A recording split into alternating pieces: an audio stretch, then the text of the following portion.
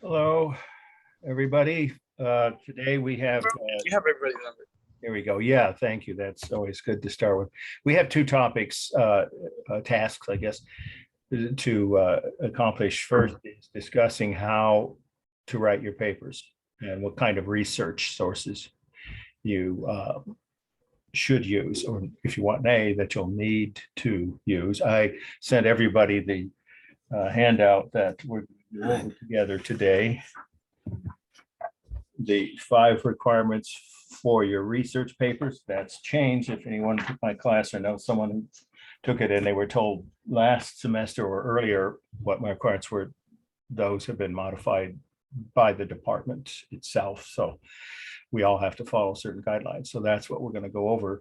And then we're going to get right into high Renaissance art that I think most of you will find very interesting, familiar, thought-provoking, and that will be Michelangelo's, some of his most famous works. That's probably as far as we'll get, and then we'll have the rest of high Renaissance painting to finish up on Wednesday, and of course Monday's a holiday, so I won't see you on Monday. It's Labor Day weekend. All right, but I do have. Let me get these last 2 people in here. I mean, these 2 more people on that. Sorry. Welcome. We just are about to start. I am going to do one last, I'm not calling roll again, as I said, twice is enough, but I have to do the drops by this weekend, or really Thursday, before the end of this school week. And there are only 3 people that I've never heard from, I'm just double or triple checking to make sure I don't drop someone who somehow joined late, but forgot to tell me. All right, these are the only 3 people I will need to drop unless one of them shows up today. Hi. Angelino Alcazar. Okay. Yeah, and then there's 2 more, and then we will switch to going on how to write your papers. Okay, you just joined us. Alex Ruiz. I haven't heard from him yet. And that's it. Okay, last one will be Claudia Saldana. Those are the 3 people who I would then need to drop, because it's not my choice. It's called, district policy. No-show drops are called. You're supposed to drop by the 3rd week if they don't contact you or didn't show up. All right, that's it. On no more. Well, I have to take roll one more time, and that'll be 4th or 5th week when they give us the permanent rosters, just as a check, and that'll be the last time. All right, so if you all have in front of you these 1-page handouts that have been updated is the right word, because I didn't drastically change the overall requirements, the type of things you need to do for your research papers, but they have been, let's just say the length of them is one of the main things that's changed. They do have to be a little longer than the papers that I used to require, the previous semesters. I think it makes sense. I mean, this is a college class, and a single research paper is certainly a reasonable requirement for any semesterly class. Let's see, is there anybody else? Yeah, there we go. Okay. All right, so we're just now starting. If you're just joining us, have these next to you. But here's the thing, I used to use or send now, because it's online, of course, this class, a sample paper. I can't do that because those papers are from the old requirements, and they would just confuse you. I mean, it absolutely would cause chaos. So I'm just going to describe each of these elements and go one by one and pause and make sure any questions is the time to ask about, what your expectations are in any given category. We'll start with the fact that if you're reading, and you should be, each of the chapters assigned on the syllabus for each week. By the time the paper comes along, you will have finished all of the major elements of composition. I went over those. If you weren't here and you missed that lecture, I did double check that I posted it correctly on YouTube, and that's the 10 from last week on Monday, 10 elements of composition. I labeled that lecture that way, not just week 2 of art 1.2, but 10 elements of composition. So you can go back and watch that, even if you did attend that class. It's not a bad idea for a review. But if I were you, I'd have this in front of me as a checklist when you're writing your paper, or at least when you get your first draft done before you write the final draft or submit it, to make sure you didn't overlook any of these requirements. If you Excuse me, yes. that is something that you put in the syllabus for us to print out? The No, I paper you sent did? it to everybody last week. Oh, okay, I didn't print it out, but Yeah, I understand what you're saying. well, yeah, it's a separate thing. It's good to clarify. I wanted to do it that way because it's so important. It's a quarter of your grade. And I know sometimes glitches happen. And if there's any individual, it's a good thing you brought it right now, out there listening now or later watches the video that somehow didn't get, had them, whatever, spammed out or forgot to download them and lost the file. Just email me and I'll resend it to you. But hopefully that's a minimal number because it is overwhelming with over 40 students in each of my lecture classes to do that if more than a few. But that is my job. So, And what is the title on it? What is the title on it? What does it say? Again, 5 Okay, requirements requirements for okay, your got it. research papers. Yeah. I'll look for that. So that's the one we're working on now. So let's go ahead and go over it now so that even if you don't have it in front of you, you can take notes and this will be recorded and you'll be able to watch it again anytime after Friday. I was a little remiss, I guess. Well, I had a family, I won't say it's an emergency, but issue. Having a teenage daughter, often that happens. I had to deal with me and my wife on Friday. So it blew past that deadline. I self-imposed my deadline. It's 8 p.m. on Friday of each week to send both lectures, Mondays and Wednesdays lectures for each class, to post them on YouTube. From now on, that shouldn't be a problem unless there's another minor emergency, but it's unlikely. Certainly by Saturday. And I did it by, I think, 2 p.m. on Saturday. If you happen to have checked for the week 2 lectures and saw they weren't there on Friday night or very early, before 2 on Saturday, they're there now. All right, let's get going because we have a lot to cover today. Number 1, the first element, first requirement is you must have at least 2 full pages. If I were you, I'd either highlight or underline that phrase, 2, or even just the word full pages. I'm going to explain what that means in a minute. What is a full page? It's pretty easy to identify. But first, just the requirement itself is, for the first feature of this, that you have 2 full pages each on both the meaning and the formal analysis. Now you can go longer on either or both. If you want to do 3 pages on one section and 2 on the other, that's your choice. But anything under 2 pages will reduce your total grade. There'll be some points off. Because the minimum now is 1,000 words. And on average, most double-spaced 12-point typeface margin normal papers for every college I've ever taught at, and most of you in high school had this same overall standard, it adds up to about 250 words a page. Well, what do we mean when I wrote the word full? You see, I put it in all caps. That's an important thing. Well, I did that on number 2. So let's do 1 and 2. They're related. Number 2 is you must have a minimum of 4 full pages total in the entire paper, not counting the bibliography. Of course, that's not part of your paper. It is part of your grade, but it's not part of the text. Okay. So of actual written text in sentence forms and paragraph, of course, format. Papers must have a minimum. So item number 2 is of 4 full pages in length, a maximum of 8 pages. Please don't give me 10 or 12 pages unless something happens and you just can't help yourself. I won't take points off, but be kind to your teacher and the readers who have to grade them. So that's plenty. 8 pages would be more than most people need to cover a single work of art. Okay, we'll discuss how you do that in the next several items. But let's just clarify what items 1 and 2 mean. Double space, please don't give me single space. It's hard to read. It's hard on my eyes. And I can't, or my readers can't put comments around that part of the paper where you might have missed something or to clarify. So please make it double spaced, 12-point typeface. That's standard. I think everyone knows that. And so a full page equals 23 lines double spaced. So what happens if you start your paper, which most people do, down here because you put your name and the class, the title, the artist, who did that work of art that's fine, but that isn't a full page. When you get to the bottom, it'll be obvious that it's under 23 lines. We don't do a word count. That takes longer and is totally unnecessary, me and the readers. What we do is we eyeball each page, I'm sorry, paper, and see if there's 23 actual full lines. It's pretty simple. So in other words, very straightforwardly, what that means, everyone almost certainly is going to start their first page down a few lines from the top.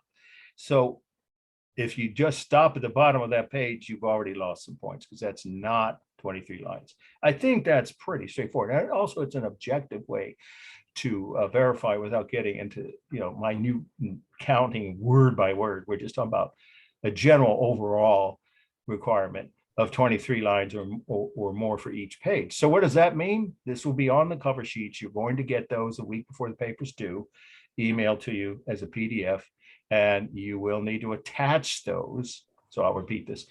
You'll get them as a PDF a week before the papers are due, the 5th week.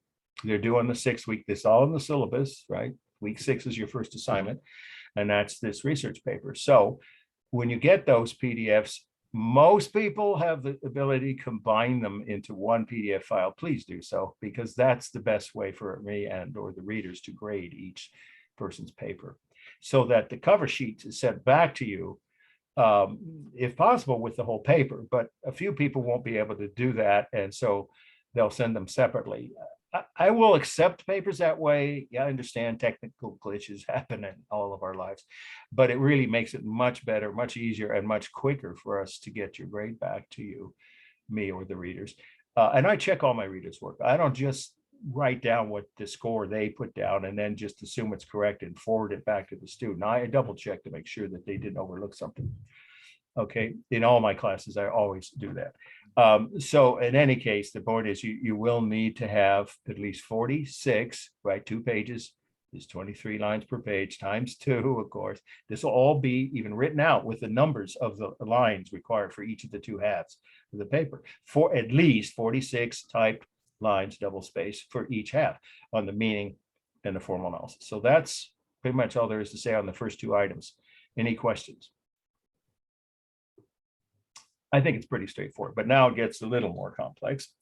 Not too much. The illustrations, again, this is easily verifiable, quantifiable. That's the word I'm looking for.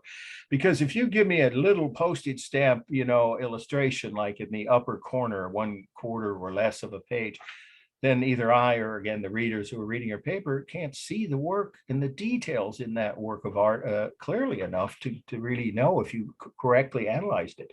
So please give us either a full page or at least a half of a page, and a page is, of course, 8.5 by 11. So it shouldn't be difficult to get, as you would put it, of course, in the same file. It all has to be together. That is the illustration, the text of the paper, and your bibliography. We'll get to how to do the bibliography in a couple minutes. The illustrations, it's number 3 that we're looking at, right? Need to be at least 4 by 6 inches. That's a reasonable standard, at least half a page, so we can see the details, me and the readers. And they must be clear. If I get a muddy one or I can't see the detail, I won't know if you were accurate in your analysis of texture, line, color. So if your printer's malfunctioning, go to some, I don't know, is there still Kinko's? I don't even know.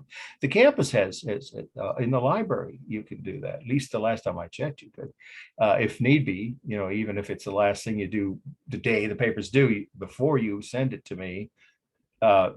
And of course, there are plenty of places to get, in case your printer's not working. Sorry, life happens. You just have to adjust for that one way or another, so that you give me a minimum half page to then a full page, color clear illustration of the work of art you're writing about. Obviously, the exception is if you're writing about if you're writing about a black and white work of art, then you just need to say that. But you need to say that so that it's clear to me or the readers. Obviously, if you're writing about an engraving or an etching, in this class we're going to see a few.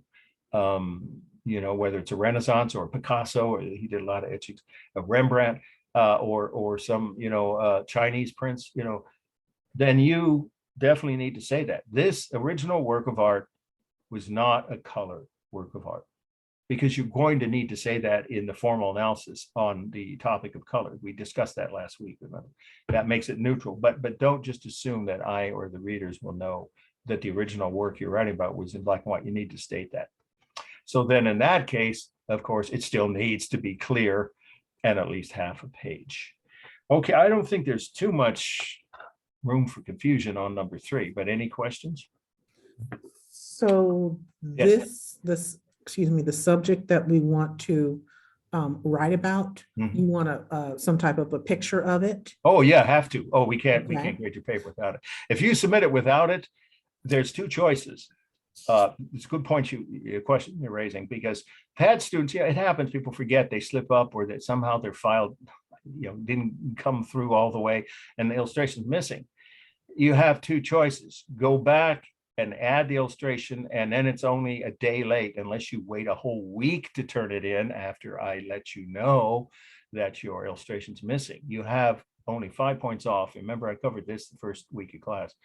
My late policy is very flexible, if not too generous. Some of my fellow teachers tell me I should be more strict, but I figure I'd rather give you the chance to make up for it. So you can either then just go back and say, oops, I forgot. Well, it's okay. It's a day or 2 late, but here it is. Here's the full paper with illustration. Or if I don't hear from you, I'm not going to keep contacting you. I would just then go ahead and grade it minus 10 points, and I'd have to guess as to whether or not, or the readers would, you correctly analyze line and color. If we don't have the illustration in front of us, it makes it much more difficult. So it's really best to just include it, of course, as part of the same file. It does need to be, that needs to be in the same file as the text, the paper itself. If possible, also the cover sheet that you'll be getting week 5. And obviously the bibliography, we're going to get to that in just a moment. So yes, you do need to say, if you want an A, yeah, for sure, because that's pretty important part of the process for grading, right? Any paper, about any work of art. Okay, so make sure when you check your work, your paper, I mean, before you submit your paper, your work, that the illustration is clear and the colors are accurate, and it's at least half a page. It's pretty straightforward. Okay. Now we get to the more complex things. Number 4, bibliographies. You need to include at least 3 new sources. You can use Stockstead and Gill, fine, but they're existing sources you already have to use. So for a research paper where you do new research, is the whole point, you need to at least find 3 new sources. And if you chose to use Stockstead and Gill and just the minimum of 3 sources, you're going to have a bibliography with 5 sources, of course. And that's a common thing. A lot of people do that because most of these works of art, well, all the ones that are in the text, I'm sorry, I meant this syllabus, are going to be, well, with rare exceptions, almost all of them, 98% of them, are going to be in Stockstead. And so that makes it, a good source, but it's not a new source. So it needs to have at least your bibliography, 3 new sources, besides Stockstead and Gill. You don't have to use either of them unless you want to.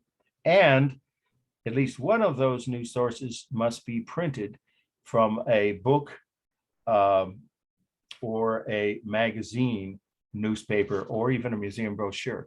Now, do I expect you to go to the library, even though it's open again, both campus branches, at least I know the main one is on Santa Rosa campus, or your public library, most of which are open again everywhere I know of, Sonoma County and Marin and the East Bay where I live?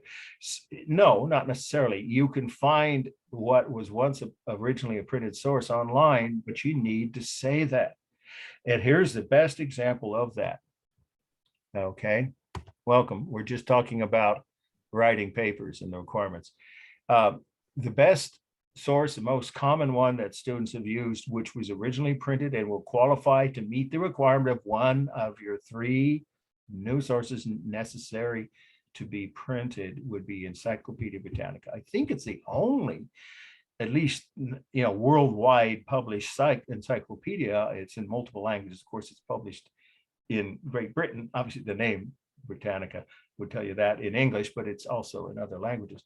The point is, it starts out as a print edition, and then they put an online version. So if you do that, it's fine. You just need to say that. Originally from a print source, or originally published, whatever the print date of that edition you used to do your research for your bibliography. So in other words, you need to make sure you don't just do internet sources. Okay, now Wikipedia, I know I've had this question. I think it even came up already in this semester. I don't know if it's in this class or my in-person, but there are professors I know, I've talked to a few. Oh, no, I won't let my students use Wikipedia. Okay, they're kind of behind the curve when they have, don't quote me on this, because it used to be an unreliable source. Some of you know this, and if you didn't, briefly, I'm going to give you like a 2-minute or maybe 3-minute anecdote that will explain why it's okay to use Wikipedia, and at least 2 of your 3 sources can be on the internet. But specifically, as regarding Wikipedia, it has become, many of you already know this, much more reliable ever since they got their pantsuit off. They lost a huge $10 million judgment back when that was more money than it is now. Around 8 years after Wikipedia started, up, the founder was interviewed. It's a very, very interesting story. I'll just give you the highlights. He was interviewed. He said, I took a bath, I lost money and subscribers, but I learned my lesson. Don't publish things on Wikipedia anymore, he's told. Yeah, and they've kept the standard that aren't fact-checked, that don't have their own original sources to back them up. So look at any Wikipedia article if you didn't already know this. If you have a professor that's trying to dissuade you from using it, fine. If that's their standard, that's their right to say no Wikipedia, but I don't feel that way. Because at the end of any article on Wikipedia, you have multiple citations, just like any good research paper should have. And they won't publish anymore. Guess what he lost the 10 million over? He published a piece before he had those standards. I don't remember the guy's name. The guy that started Wikipedia, I think he's still the head of it, when he was interviewed on the 10th anniversary, and I think it was the Wall Street Journal or something. And he said, I learned my lesson because I just didn't filter things and I let anything get put on by anybody who says anything. And then one guy put out a thing accusing Ted Sorensen, John F. Kennedy, as in President Kennedy's speechwriter and a lifelong friend that had known him since they were in grade school, of being a part of the plot to kill JFK. Ooh. Obviously, that was bullshit. It should never have gotten out onto the internet, especially not in a so-called encyclopedia website. So he got sued for that by Ted Sorensen. And of course he lost, and he had to pay 10 million. What Sorensen did though with that money, just so you know, was give it all back. He didn't need it. He was well off, to inner city schools to have journalism programs where they couldn't afford them in big city schools in New York, Chicago, LA, and other parts. Good for him. Yeah, he was someone who was just trying to make the point. Don't put out false, we'll see how much of that is. There is now, obviously, in all sorts of internet sources. But Wikipedia, they look at an article if you haven't already. Most of you probably used it already several times before you got to this class. But anyway, it's an acceptable source. So are any other website where those articles are, it means reputable, researched, and verified articles. So that's a pretty reasonable standard. So you can use 2 different websites or even 2 Wikipedia articles, not the same article. That wouldn't be 3 different sources. But you have to have at least one that is not originally from the internet. Anybody can think of another source before we move on to the last requirement, then we'll get started with their slides. Type of source you might use when you're writing about an artist. Let's say an artist who's alive now. Yeah. Noodleworks in the library. Yeah, Noodleworks is a good source. No, I already covered this. It would confuse everybody and cause chaos because the only samples I have are the old requirements that are out the window. I didn't make that decision, the department did. So if I showed you old papers, it would give you an inaccurate idea of what's required. So you just need to follow this discussion. And of course, it's recorded and you can watch it again on YouTube after Friday night at 8. All right, so let's say then that NoodleBib is a good source, by the way, for bibliography references. But what I was talking about is types of research sources. Okay, let me give you an example. Let's say it's a famous artist like Michelangelo, Da Vinci, or anyone else that, I don't, Picasso, let's say Diego Rivera is a good one from Mexico, of course. There's all kinds of information out there on it. So can anybody think of a different source besides a printed source or an internet source you could use? I just want to make sure you're clear. You have other Maybe options. Google. Go ahead. Maybe Google. Well, No. Google's a website. I'm talking about a Oh, type. a source. Yeah, sure. No, that's what we're here for. I'm talking about a specific kind of source within. I Oh. mean, of course, you go to Google, of course, to get started. Besides books or newspapers, printed sources and What websites, what about else could you use? what about a video source like on YouTube Say or again, something I like think that? you had it. Yes, A right. video source? Excellent. Yes, yes. There we go. Ever hear that? Videos about the life of that artist or that type of art or that culture that created that work of art. And that would give you information for the bibliography aspect of the meaning, or maybe the context. We covered, remember this briefly, that there are several ways to write about the meaning of a work of art. And that's when you need to do your research and where you need to cite at least 3 of those sources you used in your bibliography in the text. Now, so we're going to get to that as the last and most easily misunderstood requirement. We'll get to it in a minute. But just to finish up, what other sources do you I actually kind of hinted at it here when I said brochure. From where? From a used car dealership? Mm-mm. Well, maybe if you're writing about an old well, why would you? But some people do, a 1967 Pontiac or something. That could be considered a work of art. I mean, I'd accept the paper on that if it's well written, but that's not likely. Okay, I'm talking about museum brochures. You're going to go, some of you, I hope you do. I'm going on Sunday. I'm very excited. My wife and I are going to see the Egyptian exhibit, the Pharaoh. Oh, Already that's getting good. right. Yeah, looking forward to that. Maybe I see one or two you there if you're there on Sunday. Anyway, the point is that there'll be some kind of literature published by the museum, and you'll get at least, well, I hope they will, something in your hand that you can keep. I would as a souvenir or a reference for a paper. If you choose to write about Egyptian art, that would be a legitimate source, and that would count as a printed source. A brochure from a museum or a gallery that has an exhibit on either about that work of art or that art, that type of art. Okay, another example would be an interview. I thought a couple of you might have thought of that. If the artist is still alive, you can contact them either by, usually they prefer email, or, you can interview them.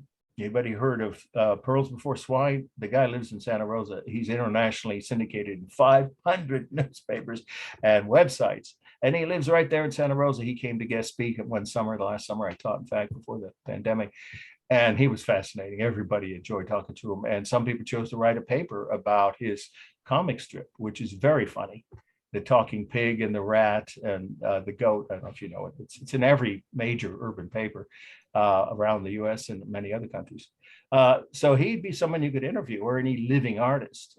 And of course, you can use their websites, obviously, but that's another website source, an artist-specific website or foundation that they belong, or group of artists that they're a member of that has a website. Okay, I think you get the idea. You can broaden your types of sources beyond just the internet and printed sources. Professor Okay. Wilson. Yes. So for the bibliography that we are including into the papers, so I'm sorry if I spaced on this, but Okay. are we writing it about the artist whose art, we're critiquing? Like, is Yes. that what the bibliography is Yeah, about? yes. The artist and the work of art and the culture. See, some works of art, obviously ancient art, we don't know. Yeah. Most of the works we won't know. So let's take, since this isn't a course that covers that, I just give a lecture on Stonehenge in my in-person class last week. Stonehenge, nobody knows exactly who built it. We'd have no way of researching the life of the artist, and they were artists or architects, let's say, who designed it, who organized the workers today. The Great Pyramids, we do have some idea of who the designers were. So that might be a different case. But if it's some work of art, or even if it's, I hesitate to say this, but some graffiti art, in my mind, rises to the level of actual art. I've seen enough of it in the overpasses, freeway overpasses in Oakland and other parts of the East Bay where I live, Berkeley even, and of course San Francisco, and you might also in Sonoma County. So, but you are almost certainly not going to know who the artist was. So how are you going to do a bibliography? Well, you could find a book. There are books on every type of art that's been around for more than a few years, right? That would be the cultural context aspect, and that goes into the meaning part of your paper. And that source, whatever you use, whether it's a website or a book or an article in a magazine, a newspaper about that type of art, even if they don't know the name of the artist, it's part of your research sources. So it goes into your bibliography. Okay, thank you. Yeah, Excuse sure. me, It's what clarifying. about if we did it something with Banksy? He's Oh, so yeah, I was just thinking secretive. of him. It's funny. Yeah, I love his stuff. Yeah, I remember He's so seeing it in London, secretive. way back in London before most, well, people in Great Britain knew who he was. Well, they don't Mhm. know. He uses a name, but some people do. But anyway, the point is, he's the mystery artist that does these stencil social commentary pieces that have a sort of a humorous twist to them, but make you think, right? There are whole books on him. There are websites devoted to him, so you wouldn't have trouble finding research. Even though we don't know what his real name is, you would go by the name he uses as his. They just had a special on PBS about him There you go. in New That's Orleans. another good example of a source for any artist that Okay. or type of art that you choose to write about. If you don't know the exact name of that artist, you have plenty of other ways. So let's get to the last requirement, number 5. Your bibliography, right, needs to have at least 3 sources. Well, that was number 4.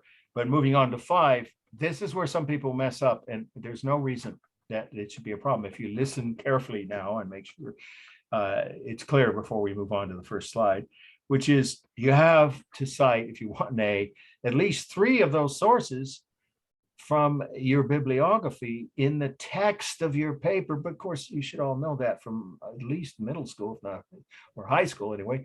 And that's what a research paper's got has to have, is citing some of those facts. So let's say you quote, anytime you quote, unless it's a famous quote, that everybody knows that, who said it, about that work of art of that artist or that culture. If you quote from one of your bibliography sources, you should cite in the text at the end of that quote, whether it's the end of a sentence or a whole paragraph, whatever length the quote is, where you got it from. And how do you do that? There are 2 ways. You could do traditional footnotes. I don't have to go to explain that. We're not here in doing, research paper 101 beginning level. You guys have used, I've got to believe all of you have, traditional footnotes at the bottom of the page, or you can push them all to the end of the paper. That's called endnotes, but it's just another term for footnotes. So that's one option. But we give you a bit of a choice here. If you prefer to do a simpler version rather than a full length footnote, at the end of that fact or quote, the end of the sentence where you used a quote or a fact from one of your sources, okay, and you want to cite it to get full credit, you can use the in parentheses technique. I wrote it down right here. Gardner, for instance, is actually a good source for art history. It's a very good textbook. A lot of colleges require it. So I put it as an example. The last name of the author of that, if it's a book or a printed source, or any printed source, magazine, article, newspaper, museum brochure, the author's name, last name is all you need, comma, and the page numbers from where that fact or that quote came in that book or that article. Then what about a website? In text citation for a website, you would need to write out the entire URL, and then if you just give me Wikipedia, there are millions of articles in Wikipedia. In the same parentheses citation, you would need to then say, for instance, www.wikipedia, and then the title of that article, specific article you're quoting or taking a fact from, within the same parentheses. So you see, there's 2 ways of doing this, and a majority of people choose the easier one, which takes less time, of course. And that's the in parentheses way of citing the last name of the author of a printed source, and then the page number where the fact or quote came from, or if it's a website, the URL plus the title of the actual article from that website. It's pretty straightforward. I'm glad you brought that up. Noodlebib is a good source for checking what you might want to know about the MLA format. I'm not, we'd be here all day if we go into that. There are, in this research desk at the libraries, both campus libraries, last time I checked, they were telling me last week, they're both open as long as the library hours are. And I think it's in the Santa Rosa main library, it's on the first floor, and even says research, help or desk, I think it's called. And there's someone on duty who can help you, check to make sure you're citing the sources correctly.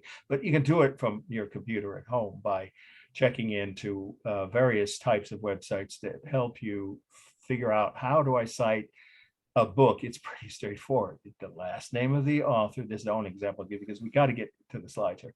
The last name of the author of that book, and then probably should also use the first name too, last name, comma, first name, the title of the book, the publisher of that book, if it's a book, the year it was published, and the city it was published in. That's a complete MLA format, correct citing for a book in any bibliography. I'm not going to go into all the other types of sources, because with a website, of course, you're supposed to add accessed, what the date you access that website at the end of the URL and the title, and if there's an author given.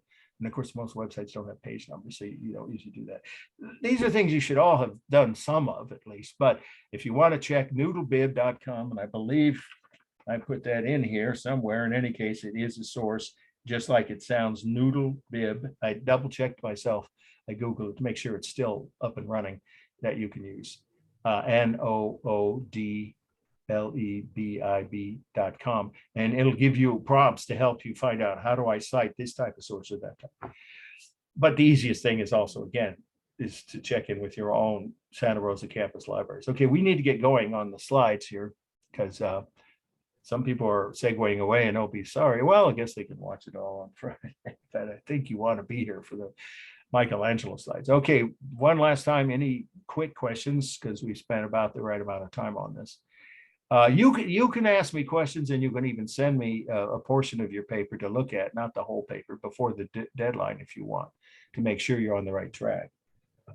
That's something I didn't used to offer because it's overwhelming, but not as many people do that as used to. Is it due on the 27th? Yeah, let's double, it's a good thing. Yeah, let's end with that one thing. Just want to make sure. Sure, yeah. Yeah, the week of this, the sixth week of this class. So in our class, that is, I think you have the right, September 27th. well, it's, wait a minute. No, let's see, it's week 6. Yes. So first paper is due September 21st.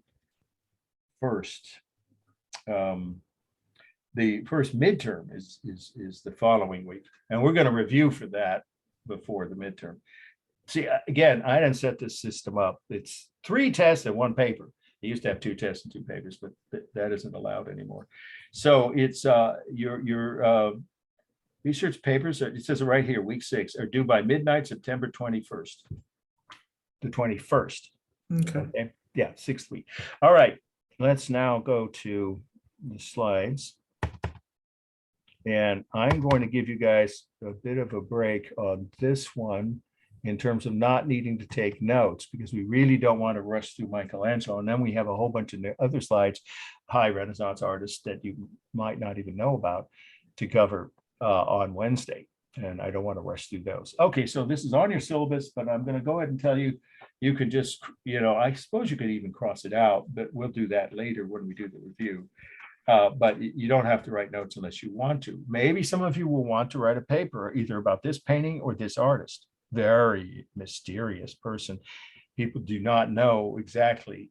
Many of his paintings are mysterious. Some of them are more obvious. This one is, nobody knows exactly the meaning. So you can just listen for a few minutes. It's called, the artist's name is Giorgione. It's hard to pronounce.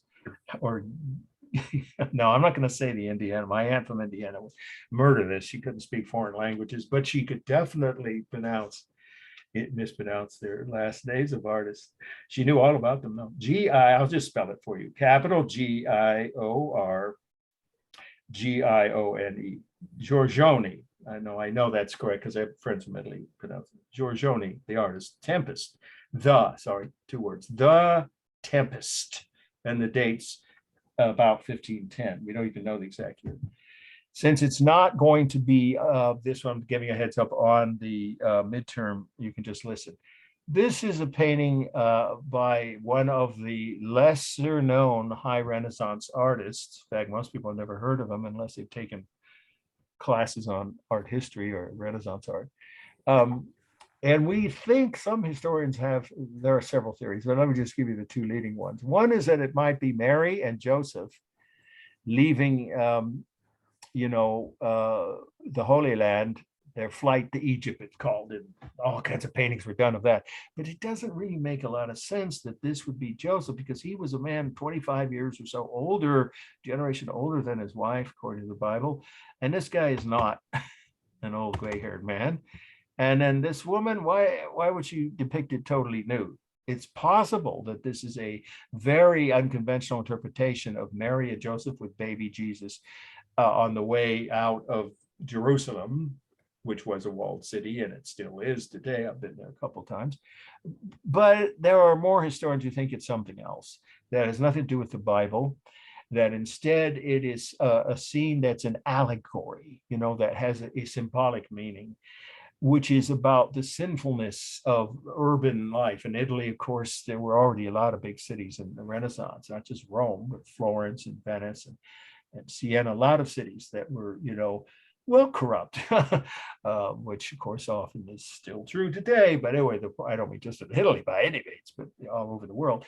The point is that there was a lot of talk, and artists often in their paintings and their drawings commented on the corruption of human society, and that maybe this is a storm of either God, or you could say nature's vengeance against the corruption that is within the walls of the city in the background. And these two people have escaped it. But there's even a third theory that they're not at all related to each other. This woman is just somehow by herself with a baby, trying to get, out of danger here somehow, or find a safe place to move, to get away from the destruction of perhaps the impending storm, or maybe a war that could be destroying the city that she was in. And this guy could be a soldier. He's got a spear here, although he's not wearing armor, so it seems less likely, but it's possible. Some kind of soldier who's also left the city at the same time, and he's just maybe he's decided to guard her, or he's just accidentally stumbled onto this woman. And of course, he would be surprised to see a woman sitting in a position like that on a small little hill out of nowhere. So who knows? We don't know. The point is, it's a mystery painting, and it's fascinating because of that. But since it's not going to be on the test, I'm not going to do the formal analysis. Okay, so let's move on. Let's see, what did I think I cut this. Yeah, I've cut quite a few things. So let's keep going till we get to Michelangelo. We already covered Da Vinci last week. Fascinating, of course. Here we go. Okay, Michelangelo David. I'll spell his name once, though most of you probably know how to spell by now. Michelangelo.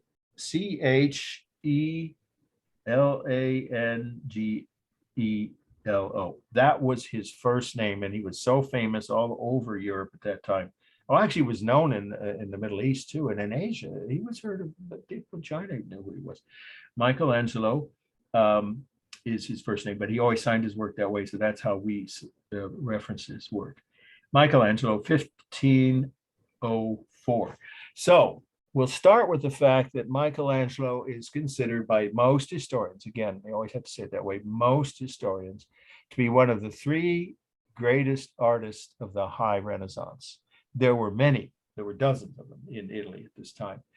But I think most people would agree that everyone, if you had to name Renaissance artists, the average adult citizen in the US would be able to think of a few, even if they never took any art history classes. And that would be Da Vinci, Michelangelo, and maybe Raphael. Well, he's usually considered one of the three. I mentioned that last week. Remember, we covered his School of Athens. That slide's not going to be cut from the study list. Neither is this. So make sure, I'm giving you guys, I always will, a heads up when there's a slide. So important to, the possible appearance of it on the midterm or on the next exam, that you can count on it not being cut from that study list. As I promised, I'll cut at least a third, if not more, of the total list before each of the exams from the study list. But this one, no, not going to cut it. So make sure you take good notes. Let's start with the fact, besides what I said about Michelangelo, that's the first thing you should have about the meaning. And the second thing is maybe the most amazing fact about this work. This is the largest human figure ever carved from a single piece of stone.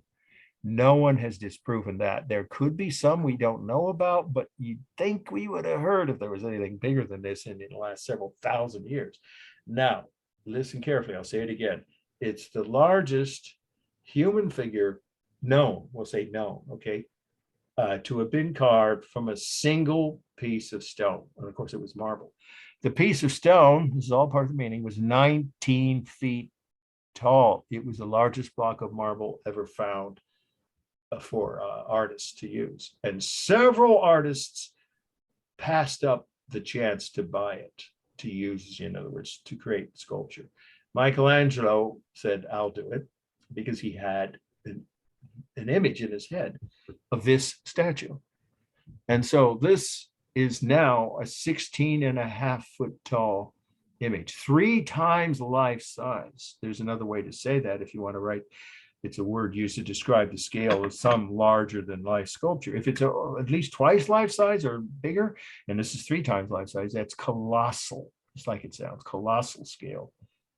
This is colossal scale, 16.5 feet tall. Okay, now that includes the base, which isn't very large, as you can see, I think from here, it's just, maybe a foot. So he is something close to 16 feet, just from his toes to his head. But that's just one aspect of the meaning, the size of it. The other is, I think most people know this story, so maybe you don't even need to write it, but if not, you should. It depicts, this is the illustration part of the meaning, a scene from the Bible in which a young Jewish shepherd, right, named David, had to face the largest warrior from the enemy army. You need to know what army, but there was an enemy army attacking Jerusalem, about to attack the kingdom of Israel. You can just say Israel. This is from, way back thousands of years ago, it's mentioned in the Bible. And he was able to kill with one single stone from a slingshot Goliath. I think you've all heard of that story. Goliath was the enemy he had to face, and either he would be killed or he would kill Goliath. And he won with a single shot of a single stone. And there's the stone. Whoops, I'm sorry, that's a slingshot. I misspoke. There on his shoulder is the edge of a slingshot. And in this hand, if you walk around this, some of you have been to Italy, right? I know you have. So yeah, did you get to walk around this piece? Yes. Yeah, it's amazing when you look at, you can see the stone or part of it from the back side of where his hand, this hand, of course, is.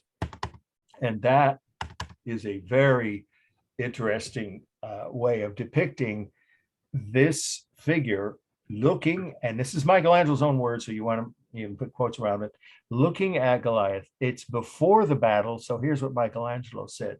He called this pose action in repose. Those are his words in Italian, of course. Action in repose. What that means, he's temporarily, calmly assessing. You can see he's looking, if you get close up here, his eyes are concentrating and his mind is focusing on the battle about to start, but it hasn't started yet. So it's before the battle. And so action and repose is the phrase that the artist Michelangelo used. You could just say it depicts David concentrating for the upcoming battle or before the battle itself. But also he's in contrapposto. Now, let me just double check, because I don't think I gave you that definition yet, did I?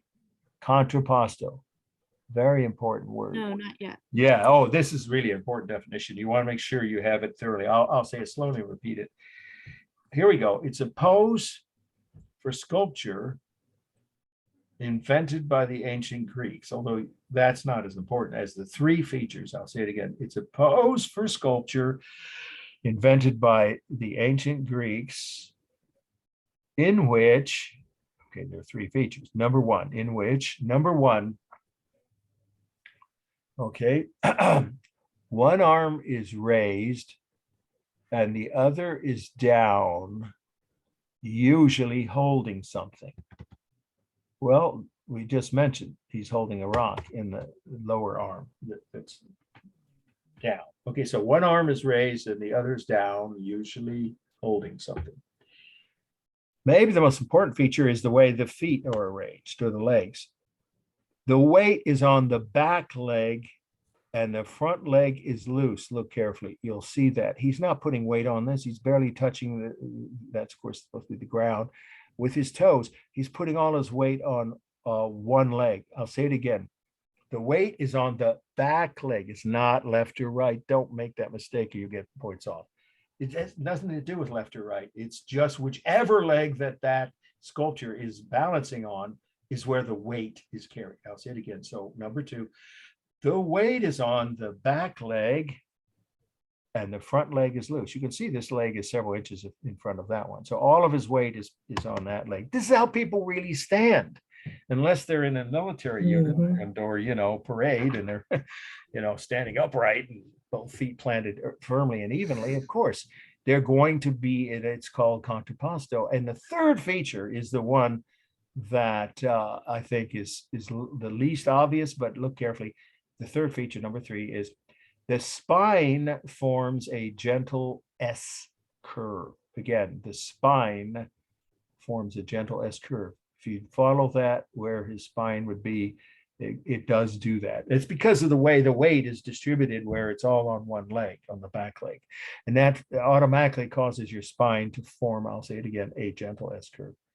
Okay, anybody need me to repeat that definition? Because all 3 put together is what qualifies something as being in the contrapposto. The Greeks invented this, the Romans copied it, and then it was forgotten. No one in the Middle Ages knew how to do it. It was the Dark Ages and the early parts of the Middle Ages anyway. And of course, all kinds of knowledge and learning and enlightenment was lost for 1,000 years or thereabouts. So it wasn't until the Renaissance that it was rediscovered. So this statue is an example of how Renaissance art is a revival of ancient classical art and learning. I gave you that definition last week. So this is an example of an old ancient technique that the Greeks invented called contrapposto being revived or reintroduced by great artists of the Renaissance. Okay, that's almost the whole meaning. There is one other thing. I like saying this. See, because Michelangelo said it himself about his work. He was asked, how do you do this? Because, think about it. If he made one wrong blow of the hammer or from the chisel, or, onto this piece of marble, it would have ruined the whole work of art and have to start over. It's amazing he didn't make a single mistake on any square inch of this 19-foot tall, well, now it's 16.5-foot tall piece of sculpture. So how did he do it? Here's the last fact, and it's another quote, so you can put quote marks around it. He said, "I merely freed the spirit that was trapped inside the stone." That sent chills up my spine the first time I heard it in art history class by an Italian professor, a woman who was passionate about this and wrote all about books about Michelangelo. So think about that. What he's saying is he has a vision, from God. I mean, that's what he was saying, that God guided his hand and gave him the image in his mind so he could just free it it was just a block of marble 19 feet tall. Obviously, the man was more than your average genius. Pretty remarkable. You can say divine inspiration is a phrase they used, of course, and still occasionally you hear that phrase. But whatever way you want it, the quote is an interesting way of summarizing one fact about the meaning, that he himself, the artist, said that he was able to do these perfect sculptures without making a mistake because he merely freed the spirit that was trapped within the stone. Period. Okay, plenty on the meaning. All right. Excuse me. Yeah, sure. Go ahead. I have a question. I read that he would go and pick out his own. Yes. Yes, he did. He was Carrera very marble. picky about, right, exactly, which pieces of marble he I worked remember. from. Yeah, he heard about this piece of marble when he was in Rome, and he might have even heard that several other artists, they were rivals of his, of course, at the same time in the same country, right, or same kingdom, and they would have said, oh, nope, I'm not gonna buy that. So I think one artist did buy it and was going to work on it, and might even have made one or two little tiny, chisel marks and said, forget this, I can't do it. So he heard about it and then he went and looked at it. Yes, he was an expert at judging when marble, because some marble is more brittle. I didn't know this until I started. It's true. And can break, yeah, if you hit it the wrong way, if it's not as thick or solid or, as strong. And so, yes, he picked his own marble. And he even helped chisel some of the pieces from quarries for his smaller sculpture. Mm-hmm. Yeah, remarkable person. I went there where the quarry Yeah, oh, I Saturday. didn't get there. Yeah, I know where it is Mm. because I've seen it in maps. And of course, there's a great movie called The Agony and the Ecstasy. I know it's old school, but it's still holds up. It's from the 60s. Okay, won several Academy Awards. And yes, I know Charlton Heston, not Oh, everybody's yeah. favorite actor, but he did a credible job of portraying Michelangelo. And the Pope, he won the Academy Award, Rex Harrison, the British actor who's in many, he won several Academy Awards, but he played the Pope who forced Michelangelo to paint the Sistine Chapel.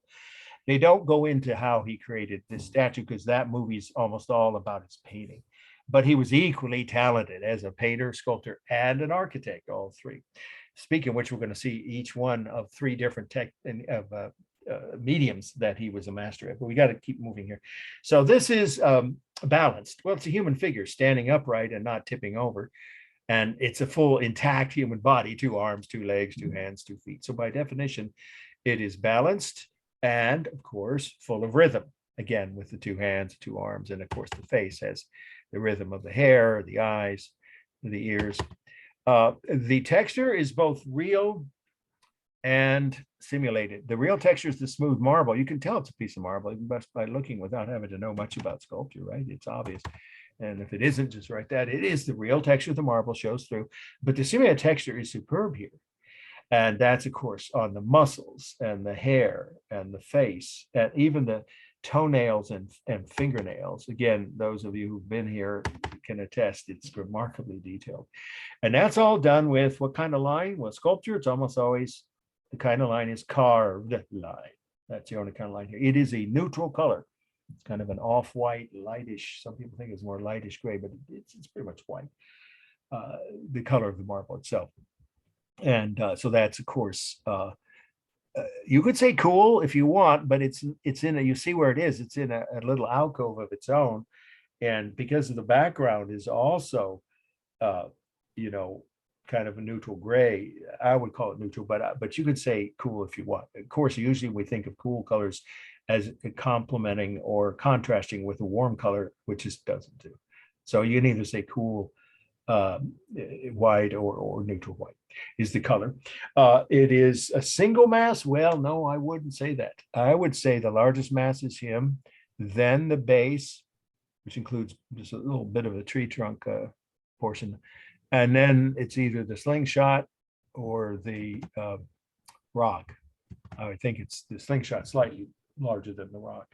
So if you identify the 3 largest masses, you'd want to break that down because at first glance you might say it's all one mass. Well, you could say that, but be more analytical. And I just gave you the 3 largest masses. Okay, and then we have, is it stable or dynamic? Well, it's mostly stable because he's standing upright, but by definition, his spine forms a gentle S curve.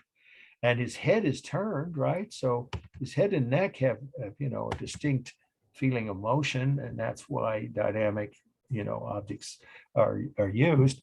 So it's both stable and dynamic. The overall pose is mostly stable, but his spine and his head and neck turned to the side are mostly dynamic. And the base is stable, of course. And let's see, am I forgetting? Well, we need to keep moving. Oh, for space, I just told you, it's real space. It's a 16.5-foot tall figure. And I guess you could say his hands overlap the slingshot and the rock. Okay, this isn't on the syllabus, but I just thought you might want, did you get to see this? I'm sorry. Yeah, when you were in Rome? Who, me? Yeah. Yes, I did. I didn't. I missed it. I It's tried to just get it. as The amazing. museum, the church it's in was closed, unfortunately. I'm Is very that sorry. Poseidon? No, it is Moses. It's his second largest sculpture. If this figure were to stand up, he'd be 15 feet tall. So that would make him a close second to the height of the sculpture of David. It's also Michelangelo. It's not a must know. You don't have to write the notes on this. We'll get to the next must know in just a couple minutes. I just wanted you to know about it because you might choose to write about it or otherwise just be interested for extra credit to check into it. It's Moses the way that he was depicted inaccurately for 1,000 or more years because in the Bible it says he has rays and it was mistranslated into horns of light coming out of his head. Divine light from God who had given him a mission, right, to take his people out of Egypt and all that, right? That so in the Bible it says rays or horns of light, but artist, not Michelangelo, he was just copying what others before him had decided. Well, that must mean he had horns. Well, of course that doesn't make sense. A high holy person, not horns, and more associated with demons and devils, right?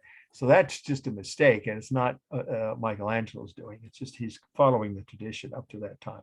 Sometime in about 100 to 200 years later, people figured out the translation errors and stopped painting or carving figures of Moses with horns. Anyway, it's about 15 feet tall if it were to stand up, but it's seated. And then see this here? You probably know this if you were in the museum. I mean, sorry, I keep saying museum, in the church where it's kept, for which it was carved. It's in its original site. That is a blow for Michelangelo's chisel, where when he finished, he thought it looked so lifelike, so alive, that he said, "Now speak," according to several witnesses. And so that's an interesting detail, but it's not on the syllabus. You don't have to know that.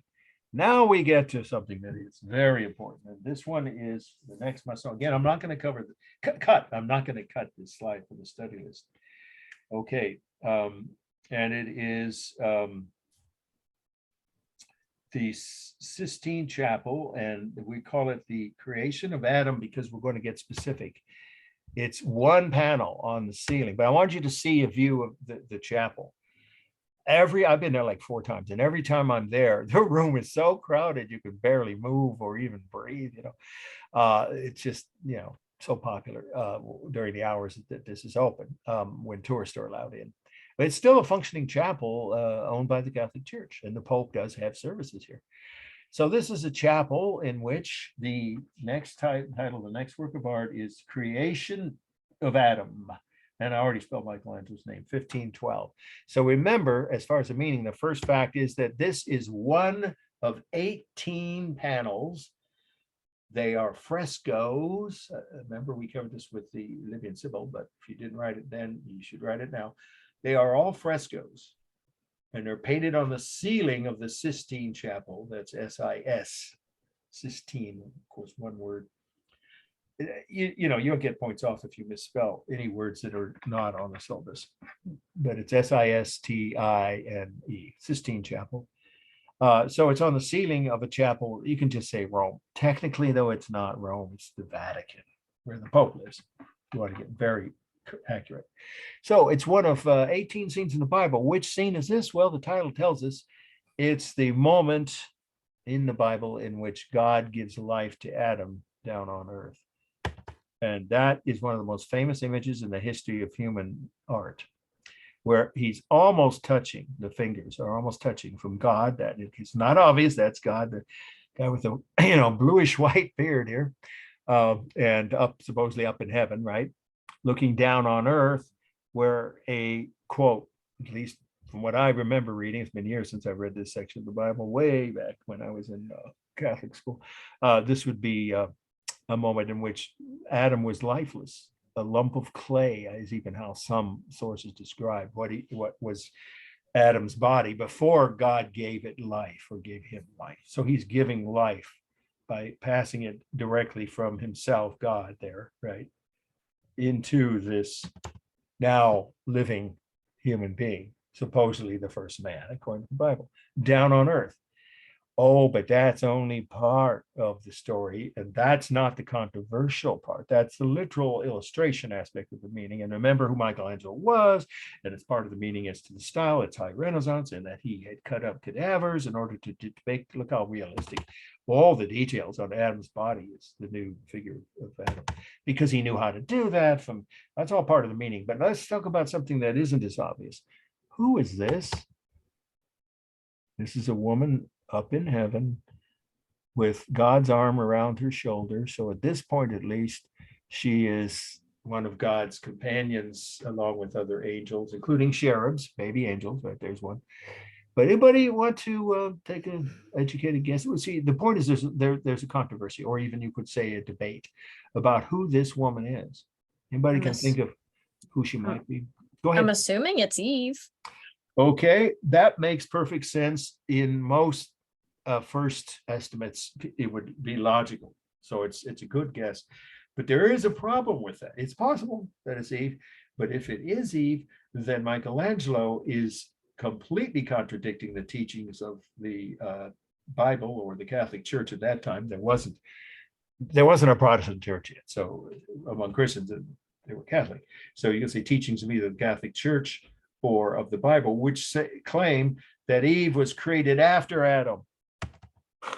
So he's either saying, which we know he had, just like Da Vinci, close friendships, intellectual friendships, platonic friendships with women. Michelangelo may or may not have been, he was probably repressed gay. That's what many historians think. In any case, he never had, that we know of, any kind of direct intimate relationships physically with any of the women he knew, but he had some really important friendships, and he would communicate both when he was in their city, he'd visit them, or they'd come visit him, or he'd write to them.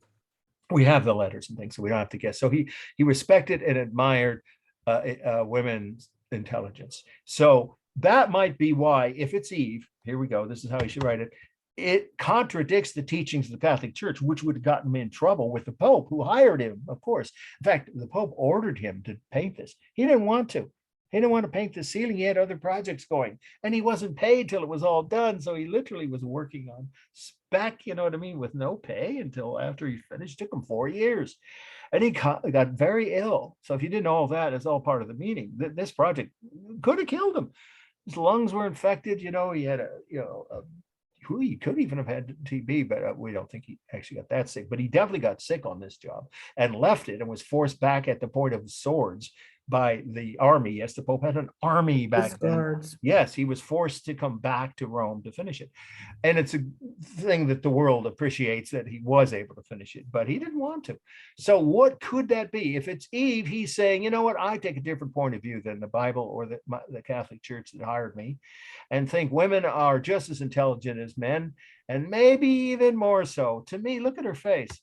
She almost looks like, I don't want to go down on that lump of rock and spend, whatever, a whole lifetime, or could it be eternity? I don't, for a long, long time down on earth with somebody I don't know well, or otherwise don't have any emotional connection to. So it could be Eve, but if it is, it's contradicting the teachings of the very church that hired him to paint this, and it therefore would have been objectionable to his patron. He was being paid by the Pope directly. It's still possible he did that as a statement of independent value that he felt, as a very well, enlightened human being, that women are just as intelligent as men. There's another theory, though. I don't know if anybody here can guess, that it's not Eve, but it's another figure from before the Bible itself had been written. Anybody? I'll give you a clue. The early texts that were written by Jewish scholars. Anybody know? There's even a group of female performers, folk singers mostly, like Jewel and I can never say Michelle Indingo. I can't say her name. I can't remember how to pronounce. There's all kinds of performers who go touring together, and they use the name of this biblical pre-biblical figure. Anybody know what I'm talking about? It's not very well known. I've heard of Lilith. Yeah. Lilith, excellent. That person should get extra credit for the day. Very good. Most people don't even know Lilith. Lilith. Lilith was a figure mentioned in the early Jewish texts, who doesn't appear, unless I completely, I suppose I could have missed it, but I don't think she appears in the Bible, because who was she? She was supposedly Adam's first companion that God sent down from heaven to be on earth to give him company. And she wouldn't be obedient and subservient to him. And he complained to God. So God banished her, according to this version of the pre-biblical text, the Jewish text, banished Lilith to the far end of the universe, where she's been causing, quote, trouble ever since, unquote, which sounds like the attitude there was at that time about strong, independent-minded women, except for people like Michelangelo da Vinci, who didn't have that attitude. So I think it's more likely it's Lilith. I think so, but we don't know, because he didn't absolutely say, unless some letter shows up that he wrote and that we haven't found yet. So it could either be Eve or Lilith. And then again, it could just be some other angel, a female in heaven. And of course, most angels aren't considered to have gender, so that's less likely. Okay, so you get an idea why this is very unusual work of art. And I think it's a rebellious statement by him about women being intelligent and equal easily of men, which wasn't the way most people in the Western world thought 500 years ago, but he did. Formal analysis, I love this piece. You've got atmospheric perspective, right, on the rocks. Here, I think there's a vanishing point, but it's hard to say. There could be some kind of, which there's no real horizon, so maybe it would be here. You definitely have overlapping and foreshortening on the rocks and on his body. And of course, he overlaps the rocks. And then we have modeling. Of course, it's a Renaissance, high Renaissance pace, so it's sharp, strong modeling. And then remember the bold outline? We talked about Michelangelo using on all his human and divine figures. There it is. So all the lines, the outlines on the figures, human and divine, are bold.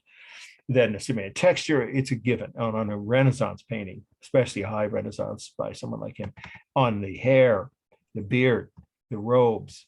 And then, of course, it's a little more soft and diffused texture and modeling on the rocks. But on Adam's body, it's super sharp, both the texture, simulated texture on the skin and the hair, and the modeling. It is dynamic. I don't see a straight line anywhere in it. And then we have the rhythm of the human bodies, arms, hands, and legs. The largest mass, maybe by a bare notch, it's God, and then Adam. And then I guess it could be the rock he's sitting on, but you don't see all of it because he's overlapping it. But there are people who think of this as a single mass, and there's some people who think this is the brain, the human brain with the brain stem, the outline of this cloud or whatever it is up in heaven or up in the sky. I mean, most historians just say it's just a symbolic image of heaven or something. So if it's a human brain, then he's making a whole nother statement, which no one knows why he would do that, but he was aware from anatomy. He probably looked at Da Vinci's, I'm sure he did, Da Vinci's engravings of human anatomy, including dissections that Da Vinci did. And Da Vinci was given permission to because he was, so famous all over the Western world. So it could be a human brain, but if you want to call it a cloud or some kind of, drapery, maybe you would consider that the largest mass, then the rocks, and then Adam and Eve are pretty close. I leave that to you. And then it's roughly balanced. The area of the rocks and the area of this either brain or cloud are roughly equal. Let's see. Okay, and then the colors are warm on the human skin tones, and of course cool on the rocks and on God's robes. Okay. Now this is the third Michelangelo slide, and it's one, again, I'm not going to cut from the study list, so it's really important for you to get good notes. This is the Dome of St. Peter's. The Dome of St. Peter's, Michelangelo. We'll go to about 422 or so, but this is an important slide, so I'm not going to rush through it. 1564. The first thing you should know is that Michelangelo submitted the drawings and a model, both. You could say the plans, keep it simple, but that means drawings like an architect always does and a model for this dome 60 years before it was built, when he was a young man, and his plans were rejected by the Pope at that time. Ironically, the commission for St. Peter's was given to another architect. You don't have to know his name, but it was Bramante. We talked about him in that slide I showed last week of the School of Athens by Raphael. He's one of the figures in that painting. So the architect, and let's just say an older, more established architect was given the commission, but he died only a few years after the project was begun. So then various other architects were hired to complete it, but none of them came up with a good idea for the dome. So this to me is an amazing fact. 60 years later, Da Vinci gets a call. No, of course, there were no phones. Got a letter, I assume, from the Pope, then the Pope. The messenger. Yeah, exactly. Yeah, you're right. It would have been a messenger, of course. Yeah, a very important courier, who had a special permit from the Pope. Yeah, and passage to go through whatever cities or wherever he had to go out of Rome. Because Michelangelo, I don't think, was living in Rome at this time. He finally got the call. Would you come back to Rome and please go ahead and do that project. We're hiring you now to do the dome. This dome is a prototype for almost every other major dome building around the world. And I'm telling you, it's not just the obvious things like the US Capitol dome, right? The City Hall in San Francisco. If you haven't been to San Francisco recently and drive by that, you'll see how similar they are. Or the State Capitol building, and not just Sacramento, of course, California State Capitol, but many other buildings, Capitol buildings around the world. And even in don't write this down, Hong Kong Harbor has a building that is domed and very similar to this. It's an old building from 100 years ago when the British still ruled that colony. And they had their social club, which is, I'm sure, limited only to older white wealthy males from the British Empire. But the building is now some kind of museum, and it's still there, and it's clearly an inspired building by this dome. So this, in other words, really important. Why it's so important is Michelangelo's most influential architect project or work of architecture. He called himself first and foremost an architect. That's what he thought of first, more so than as a painter or sculptor.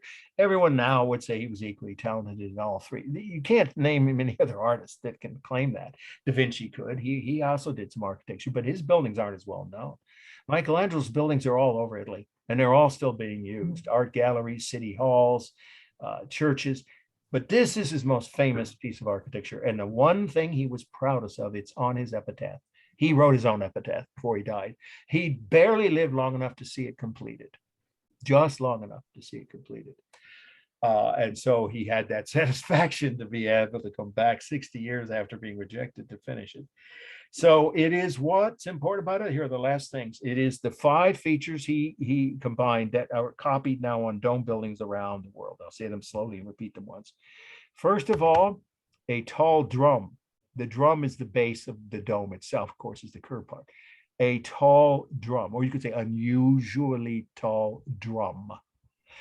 Okay, the second feature that he created for this type of building, and that now it's copied all over the world. The second feature is tall, narrow, paired columns. You see that? 2 columns side by side. Tall, narrow, paired, an ED, of course, columns, is the second way that he emphasizes the upward thrust towards, of course, heaven. Okay, then we have an elongated dome. The dome itself, in fact, I'm going to go back to this. See, the dome is taller and longer, like pulled or stretched almost upward. There were other dome churches before this, and architects 100 years earlier had started using domes again. The Romans invented them, right? Then the Middle Ages forgot how to do domes, and then the Renaissance rediscovered that. But the point is, you don't have to know that, but you should know that this is an unusually tall dome.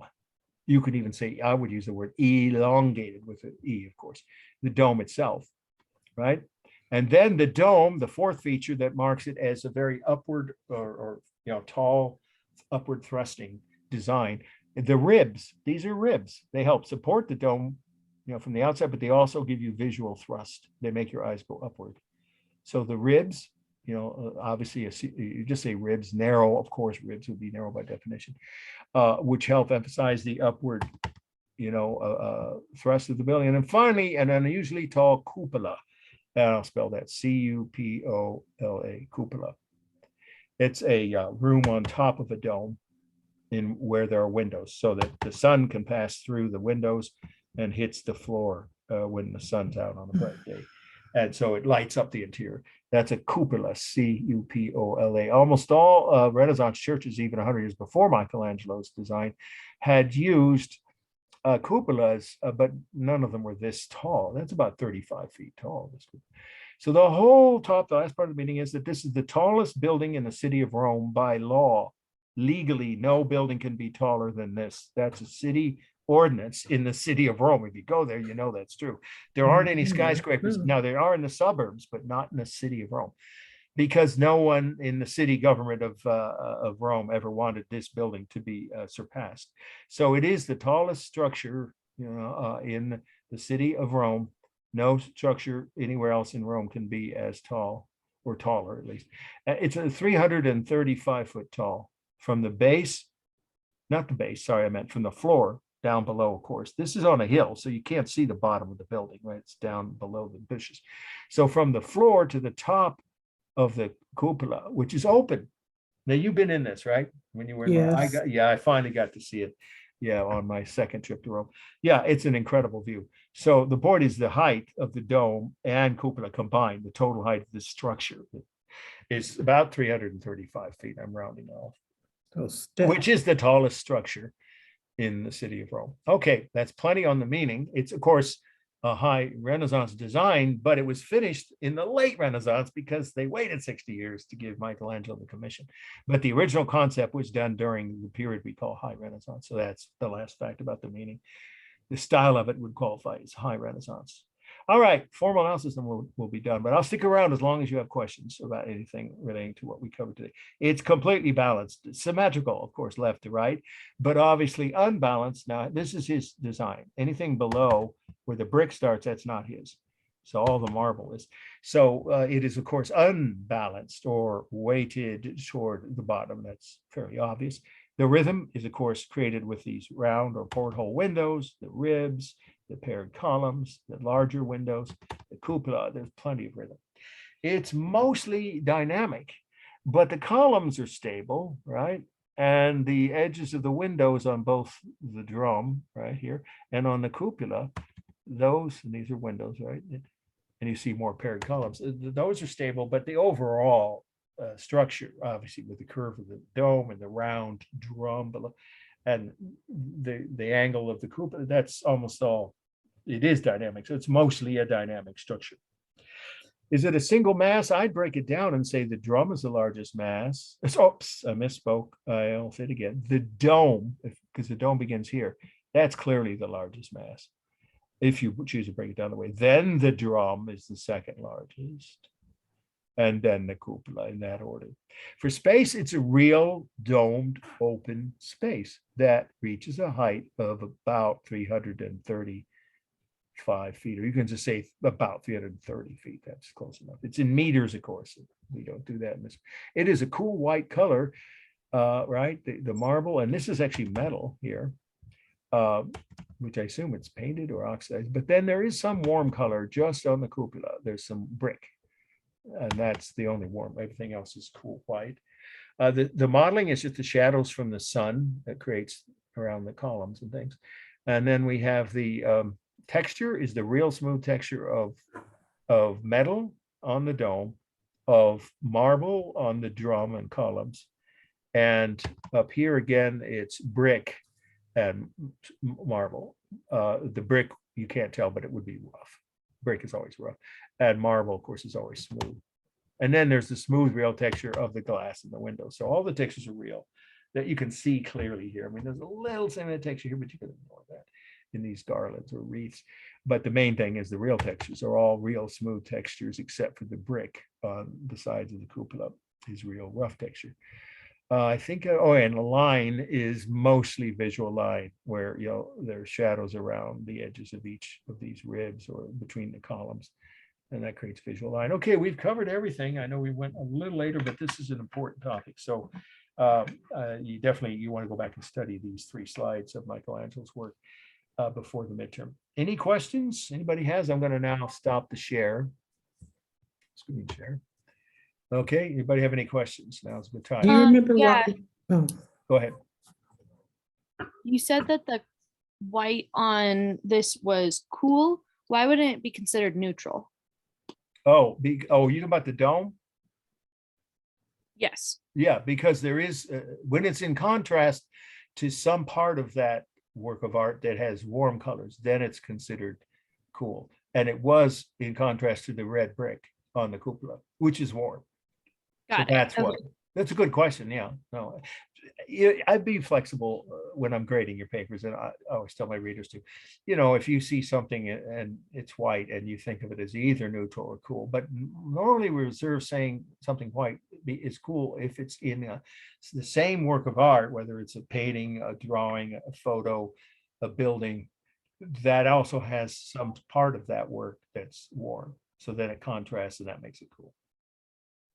Well, let's say like sandstone, it has like a yellow undertone, so that's warm, and marble, which has like blues or Right. even like, so it's Right. more cool toned. Yeah, exactly. That's perfect. Yeah, if you wrote something that way on that part of your formal analysis, you get all, full credit. Yeah, exactly. Yeah, so you just look at the sections or parts of a work of art and see, are there any warm colors next to or in contrast to cool colors, whether they're white or blue or gray. But if it's all just gray and white and black or shades of those colors, then it's considered neutral. Okay, I think there was at least one or two other people who had questions, because now is my unofficial office. Do you remember walking up? This is Tanya. Yeah, hi, You Tom. remember walking up those steps, those big, deep Oh, steps boy. going up, I up, think, up, up? isn't it kind of scary? Yes, It is. that's what I was just going to say. It was kind of, you know. it I was scary in my as a 20s and I was child, with but it my was then scary as girlfriend, an adult, and too. I think she had more of a fear of heights than I did, if I recall. And she decided not to go all the way. I think Oh, she your wife? stopped part way up. You said your wife? Uh, yeah, yeah. Oh, I didn't have any fear. I wanted to see the top, but I remember, you know, as a kid and as an adult, those steps were deep and you had to be very careful. Like, yes, you do, because if you slip, you could, I don't although remember there's whether or usually not there enough was a tourists that someone railing. would catch you, maybe. Yeah, because, you know, in The Godfather, they show that scene where that person falls. Oh, yeah. Remember I that? forgot that. Where they I forgot. fall I haven't from seen up that there? movie in decades. I can tell you another place we're not going to cover in this class because it's prior to the period we're covering, and that's Cologne Cathedral. That's the tallest Oh, church yeah. spire in one of the three tallest in all of Europe, Yeah. 505 Mhm. feet. And you can take these metal, and they're slippery because, well, Yes, they marble are. at least, well, marble is slippery too, but metal is really, especially if it just rained, because it's an open metal framing around the top of the spires that last like 50 You feet. had to be And careful. I remember thinking, why am I doing this? I might not Mhm. walk away. I might slip and fall. Although Mhm. the possibility of falling through the openings of the That's metal true. framing is slim. A few people have. They Mhm. waited to tell us that after we got down. I was with it. Well, they didn't tell you before. They'll tell you before because you might not do it. Right. Yeah, they wanted to collect the fees. But even coming down in the Vatican City, those steps are just as scary. Oh, coming almost worse to come down. Yeah. I probably wouldn't do it now. I don't think so, but I'm glad I did I it when I don't could. know. Okay, so any other questions about anything we've either covered today? About, remember, the papers are due, actually, it's 3 weeks from Wednesday. I have a question. Yeah. So with the email with that has the files of the 10 elements of composition and like the requirements for the research paper, Mhm. I got it, but whenever I go to click on the files, it will not open. It tells me there's a problem with them. So I sent you an email during Okay. our Zoom session. So if you could just We look back at that, maybe resend should them. be able to get them to open as an individual attachment. I'll resend them. Yeah, Thank that's you what I so said. much. Sure, at the beginning of the class, that happens sometimes to, I guess, almost everyone's computer at some point for some reason. Okay, so I'll see that probably tonight or at the latest Okay. tomorrow. Okay, thank you. Sure, you're welcome. Okay, how are we doing? It's 4:30. I think you I'm guys gonna have a ask pretty you solid something, leave idea it of how to alone. get started. Now you should start picking a topic for your paper if you haven't already. I would certainly say by a week from now, you should actually begin to do the research, because you don't want to wait till less than a week before it's due. It's unlikely to get a good grade if you wait that long. Give yourself some lead time, and so if you have questions or problems with sources or any aspect of your paper, you can check in with me. Or the research desk at either of the two libraries on the Petaluma or Santa Rosa campus, or even a regular city library that they can help with the bibliography stuff and how to find certain sources for your research. Okay. Mark, Yes. I want to ask you something when everybody else is gone. Oh, okay. Well, that's fine. Okay. But I'm here to answer everyone's question up until, well, say a quarter if we're still by a quarter to 5, I have to sign off because I have other, then my daughter gets home from work not long after that. Okay.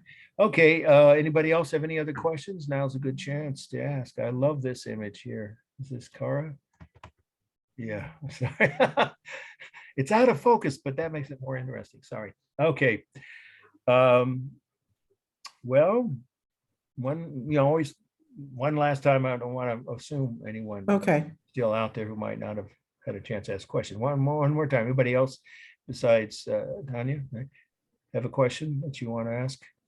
All right, well, you can, of course, send me emails and then I'll see you all on Wednesday.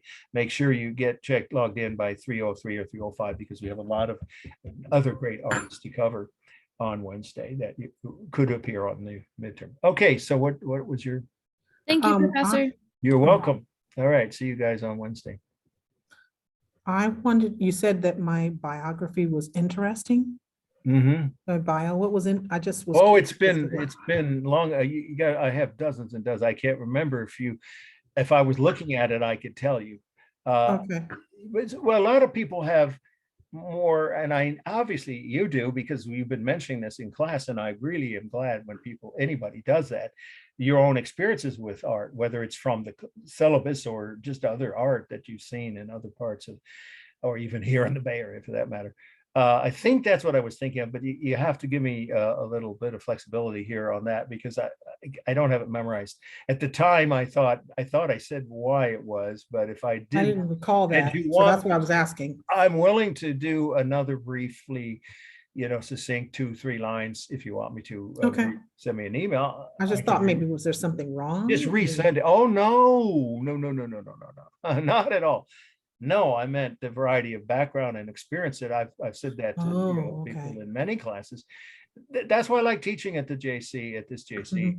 Well, I like teaching in general at all the colleges I've taught at, but I notice a bigger variety of people's experiences and even someone's just, even currently a high school transfer student can have some kind of an interesting set of life experiences, but it's more likely after you've lived a while and you've traveled and that much I really already know about you. So if you want me to, I could be more specific. I don't. Okay, well, I spent some time in Asia too. Oh, what parts? Um, What countries? My brother-in-law is a world-renowned scientist, so they lived Oh, in, wow. yeah. What field? He's a fiber optics expert, and then Oh. also he can do he's from Germany. Oh, He can do medical research also. So, they lived in my state, when they went there because of his work, they lived in India, and they lived in never been to Thailand, India. and they lived in China. So I was what was the there, second place?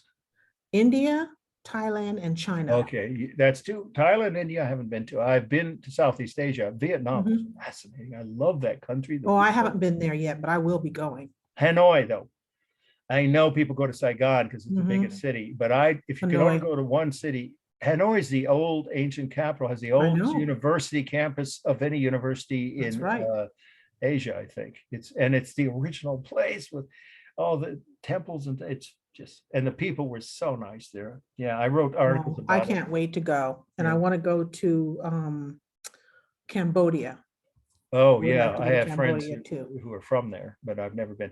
And another place that's worth going to is Guangdong province. I didn't get to Beijing, but the oldest part of China is the southeastern area where the biggest city, I think it's the third largest in all of China, Yes. is Guangzhou, which used to be called Canton when I was growing up. My cousin There was are teaching in 1,000-year-old Beijing. pagodas, and you can, if you have the strength, They're and the so pace, beautiful. walk up to the top and see views across the whole delta of the Pearl River. Yeah. Anyway, yeah. So it's probably what I was thinking of if you mentioned or hinted at. Well, that. I didn't mention that. I don't know if I mentioned that in my. Well, bio you or can not. resend. You can resend anybody. Well, I don't want to get a dozen or more each week because I've already responded to it. But in your case, if I didn't say anything more specific, I'll take. Yeah, it. I just wanted to know what you meant by that. We'll 'cause resend it and I'll. Sometimes, Yeah. sometimes when I say to people, or if I'm talking to them about traveling or whatever, and I say that I've been to all these places because I am an African-American woman, they automatically have this reaction like, who said you could go and do X, Y, and Z? And I Yeah. think, why would you be so rude to say something like that? To me, that is the best education any of us from Yes. any period, time, culture, or country or city that we grew up in is to get out of your comfort zone and go see what other people's Well, what cultures didn't have. Mark Twain say? Traveling is the enemy of narrow-mindedness, bigotry, and I forget what the That's third a good thing was. quote. I forgot that one. Yeah. Yes, Yeah. and I agree with that. Mm-hmm. Because if my father hadn't been smart enough to take me to these places, I wouldn't be the person that I am now. exactly. Yeah. you And know? same here. See, I don't know if when I say I've been to 40 countries, it sounds like I'm just bragging or something. That's not the point. The point is that these No. cultures we're studying now, because this is world art, which I love teaching. I mean, Western art is interesting too, but when you broaden it to the rest of the world, you get a better perspective. But I hope it's inspiring people to do what you've done or what I've done, and others in the class have said they've done, which is travel outside this country and learn things from other people. Yeah. Well, a lot of people So don't. that's probably, I'm sure that's what I was thinking, but you know, if you want to resend it, I'll give you a couple more specific. Okay, I got it. But, well, I'm just a nomad. I like to travel. And as far as I'm concerned, a vacation isn't a vacation without There's a passport. line, you may not know it, but you might probably, I don't know, you don't have to What? comment because it would be infringing on someone's revelation of their rough age, and that's not what I'm asking. But when I first went to Europe and I hitchhiked all over dozen countries, living on $2 a day, sleeping, I was homeless, sleeping on the ground in a sleeping bag, including Stonehenge the night before I Mm. flew home. I had the cheapest airline ticket possible. It was $190 round trip from New York, which I hitchhiked to get to New Those York were the first. days. I remember a song on the radio, live a little, be a gypsy, get around, get your feet up off the ground, live a little, Paul McCartney. That was before my time, but I've heard that before. That's a great song, and it's that philosophy you just summarized. And Well, I I'm listened to that grateful song for, thinking, okay, he gets it. Even though he's famous, you know, he must occasionally travel by himself to obscure places or before they became famous. Mhm. Anybody should do it who can manage to do it, and if possible, with a friend or someone, but on your own. I was all on my Well, own. most of the time when I was a kid, I was with my dad. Okay. I traveled with him until I was like, I don't know, maybe 22 or something, 21. But after that, I would go pretty much by myself. Unless I was traveling like with a boyfriend very few times, but most of the time I traveled by myself. And because, other people didn't want to go or they were afraid. Well, you or can choose whatever. what you want to see that way. Yeah, you can do whatever you want, whenever you want. And I stayed in Both ways are good. If you yeah, find a little kindred boutique spirit, then hotels, and you share. you can And come if and go whenever you feel like on it. your own, and yeah. Well, anyway, so that is the gist of what I try to impart in a class like Okay, this. I Get just wanted to insight. know what you meant by Sure, that. I thought, oh, I don't know. the gist of what I meant is what you and I are just now Okay, confirming Okay. about what matters in life and how you learn about life. But like I said, send me an email and I can give you a more detailed a couple, 3 sentences. Okay, sometime between now and tomorrow afternoon, because I'm going to take a break now. Okay, everybody. All right, see you guys on Wednesday. Look Okay. forward to it. Take care. Bye. Thanks, bye. You're welcome.